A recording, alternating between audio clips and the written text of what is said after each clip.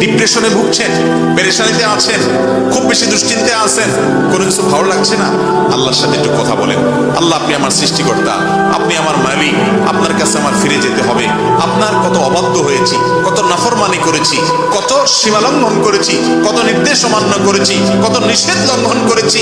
আল্লাহ, এগুলোর জন্য পাকড়াও করলে আমার কোনো উপায় থাকবে না। মালিক, এখনো নাকের ডগা নিঃশ্বাস আছে, এখনো ক্ষমা চাওয়ার সুযোগ আছে, আপনি ক্ষমা চাইলে ক্ষমা করে দেন।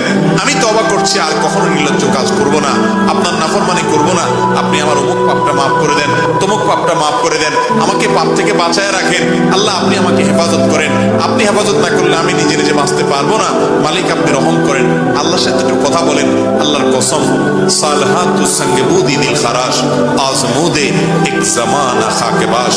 পাথর হয়ে বহুদিন ছিলেন ভাই, একটু আল্লাহর সাথে কথা বলেন, চোখের পানি ফেলেন, দোয়া করেন, বিশেষ করে ভোর রাতের দোয়া। ভোর রাতের দোয়া, এটা গুলি মিস হলে মিস পাই না।